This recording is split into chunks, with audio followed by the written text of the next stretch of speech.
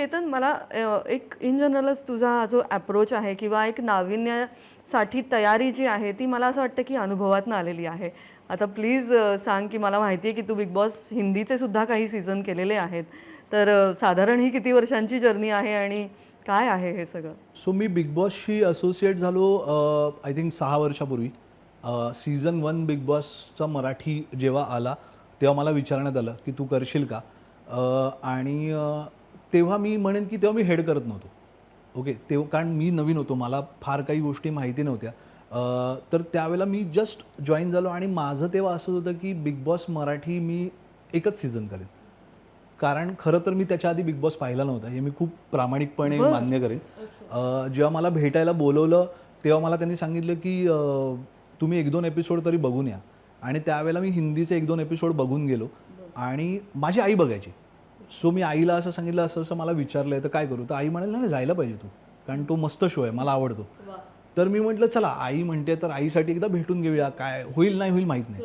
पहिला हां. आईकडनं पाठिंबा हो, होता. पाठिंबा मिळाला आणि मग मी मीटिंगला गेलो आणि मग आम्ही भेटलो आणि त्याच्या आधी मी खूप चॅलेंजिंग शोज केले होते, रिॲलिटी शोज. तर त्यांना असं वाटलं एंडमॉलला, की अरे हा करू शकतो. सो त्यामुळे त्यांनी मला ती संधी दिली आणि तिथून ती जर्नी सुरू झाली आणि मग पहिला सीझन केला मी. त्याच्यानंतर मला असं वाटलं, की हे खूप इंटरेस्टिंग आहे. ॲज अ मेकिंग हे खूप इंटरेस्टिंग आहे. सो त्या विश्वात गेल्यानंतर असं वाटलं, की अरे हे विश्व आपलं आहे आणि आपण ह्याच्यात खूप काही वेगळं करू शकतो. मग मी दुसरा सीझन केला. मग मी हिंदीचे अजून 3 सीझन केले. सीझन 13, 14 आणि 17 जो गेल्या वर्षीचा पण सीझन होता तो मी केला. आणि त्याच्यानंतर सीझन 3 केला, 4 केला आणि आता 5th. सो माझा हा 8वा सीझन आहे. वॉव! क्या बात है! म्हणजे मी जे म्हणलं बिग बॉसचे बॉस ते उगाच नाही. हा शोच असा आहे की त्याच्याबद्दल रोज क्रिटिसिझम होतो किंवा रोज ट्रोलिंग होतं. तर या सगळ्याला तुम्ही कसे तयार असता? कारण बाकी रिॲलिटी शोजबद्दल बोललं जातं, पण इतकं बोललं जात नाही जितकं बिग बॉसबद्दल रोज बोललं जातं. यासाठी तुम्ही कसे सज्ज असता, तुमची टीम काय? सो बेसिकली काय होतं, की एक 2 प्रकारचं ट्रोलिंग आहे. मी म्हणेन, की हा एकमेव शो असेल ज्याचे पेजेस आहेत, फॅन पेजेस आहेत. हो. ज्याच्यामध्ये लाखो काय म्हणू ते फॉलोअर का सबस्क्रायबर मला माहीत नाही काय म्हणतात ते आहेत आणि ते खूप डिस्कशन्स करतात. सो ते डिस्कशन्समध्ये ना काही हेल्दी डिस्कशन्स पण असतात. जसं मी मगाशी म्हणालो, की ती आयडियाच त्या डिस्कशनमध्ये वाचल्यानंतर आली आहे, हो, की डेली रिव्ह्यू होतात. हां, रिव्ह्यू शोचे होतात. डेली रिव्ह्यू हो, होतात. YouTubeवर पण होतात. हो. सो काही ना काही लोकं आहेत ते खूप हेल्दीली डिस्कशन्स करतात. जे खूप ज्याच्यातून काही गोष्टी शिकण्यासारख्या आहेत. पण काही लोकं असे असतात, की ते खूप पर्सनल म्हणजे माझ्या पण Instagramवर येऊन म्हणा किंवा काय शिव्या देणं आणि खूप काय-काय घाण बोलणं. अच्छा, तुला पर्सनली ट्रोलिंग हो, होतं. हो. अरे पर्सनली बापरे! खूप ट्रोलिंग होतं. शिव्या देणं, काय मग माझ्या आई-वडिलांना काहीतरी बोलायचं, माझ्या फॅमिलीला काहीतरी बोलायचं, या सगळ्या गोष्टी होतात. हे सगळं तू कसं फेस करतोस? त्रास होतो. जेन्युइनली मी सांगतो, की त्रास होतो. कारण काय आहे, की ज्या प्रकारची मेहनत मी हा शो बनवण्यासाठी घेतोय, मी लिटरली सांगेन, की गेले दीड-2 महिने मी झोपलो नाहीये नीट. प्रॉब्लेम ट्रोलिंगचा आहे. जिथे खूप शिव्या घातल्या जातात आणि मर्यादा खूप सोडून मर्यादा हां. बोललं जातं. आणि त्याच्यावर मला एकच उत्तर द्यावंसं असं वाटतंय, की ज्या लोकांना तुम्ही नावं ठेवताय ना, म्हणजे कंटेस्टंट्सना काही नावं ठेवतात, की "अरे, ही असं बोलते, हा असं बोलतो, ह्याचं भाषा बघा, त्याचं ते बघा."